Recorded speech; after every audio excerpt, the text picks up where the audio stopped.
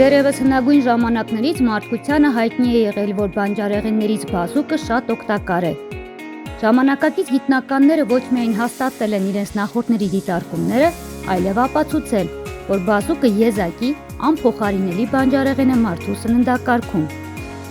Բազուկի օգտակարությունը պայմանավորված է երկու հատկություններով։ Առաջինը հագեցած է վիտամիններով եւ շատ օգտակար նյութերով,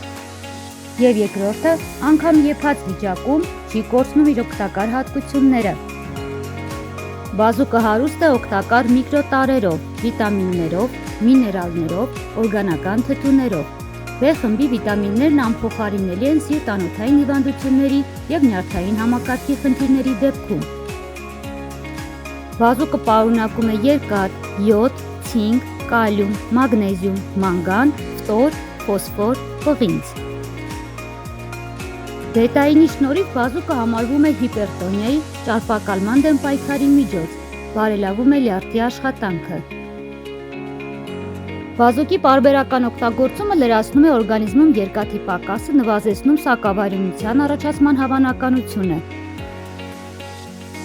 Ֆոլիկաթթուն ևս դրական ազդեցություն ունի նյարդային համակարգի համար, հատկապես անհրաժեշտ է հղիներին, նպաստում է պտղի զարգացմանը։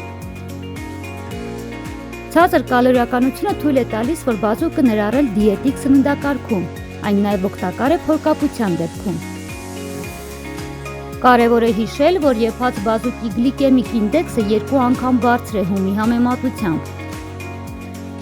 Հետևաբար, շաքարային դիաբետ ունեցողները պետք է սահմանափակեն օգտագործումը։ Ստամոքսի թթվայնության բարձրացման խնդիր, միզաքարային հիվանդություն ունեցողները ևս պետք է սահմանափակ օգտագործեն բազուկ։ Բազուկի օգտագործումը պետք է սահմանափակեն նաև բոլոր այն մարդիկ, ովքեր ունեն օստեոպորոզ կամ հակում, քանի որ բազուկը խոչընդոտում է կալցիումի յուրացումը։